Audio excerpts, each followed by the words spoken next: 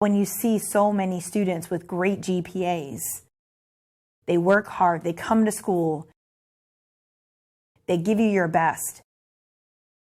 You don't want that kid to have a certificate of completion.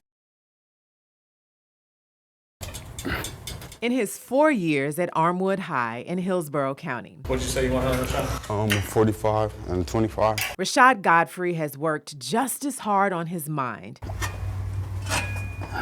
as he has on those muscles. Strength and smarts. What's your GPA?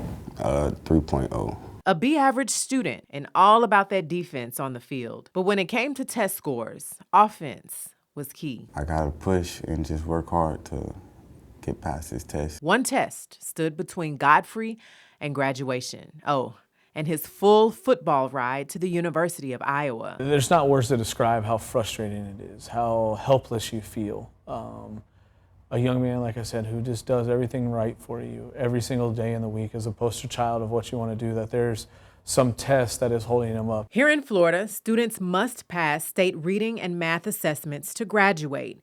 The class of 2024 must earn a 246 out of 308 on the FAST English Language Arts exam and 398 or 400 out of 475 on their Algebra 1 end of course exam, depending on when they took that class.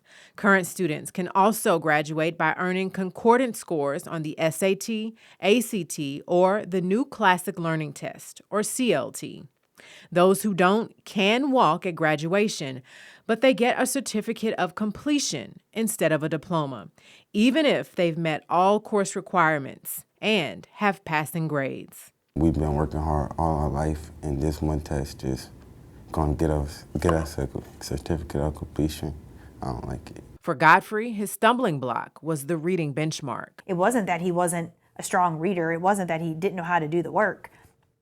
The struggle sometimes comes with the time. Tests are timed, and that becomes really stressful. Stress Armwood principal Dina Langston helped Godfrey manage, little by little, day by day. I would let the teacher know that he reported to me, and we would just work. We'd work on grammar, we'd work on reading, we'd work on test taking. So Godfrey would not become a statistic. Through public records, Tinvestigates found more than 6,600 students statewide received certificates of completion last school year. More than 1,800 came from our area. Polk County had the most at more than 700. All around, the biggest disparities were among Hispanic and African American students. Educators past and present say reading benchmarks are where students struggle most. For the Hispanic students, I think 9 times out of 10 for them is language acquisition. The African American population, I believe that it is also some sort of language acquisition as well as resources. On top of that, Black and Hispanic students are more likely to attend schools that have less experienced teachers, more turnover, and higher numbers of substitutes. Susan Valdez is a state rep and former Hillsborough County School Board chair. She's filed legislation addressing certificates of completion and says she hopes to one day remove them altogether. This particular certificate just really does nothing for that child in order to move forward in their post-academic career and in their adult life. So if the student is interested in going into the military, it's not happening.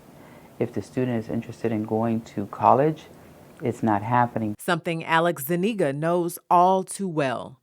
In 2013, he finished classes at Lato High School in Tampa with just under a 3.0. But when he walked that stage, a certificate of completion was waiting. Just because of one test, we're not be able to get our diploma.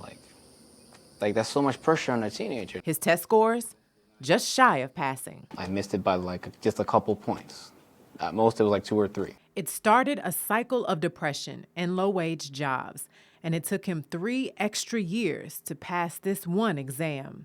I finally passed that test, and I finally got my diploma, and I was able to move forward with my life. Godfrey can almost say the same. It was a lot of emotions. I didn't know if I was to jump, cry, scream, what to do. He passed his exam, so a certificate of completion won't be necessary. He'll walk the stage later this month.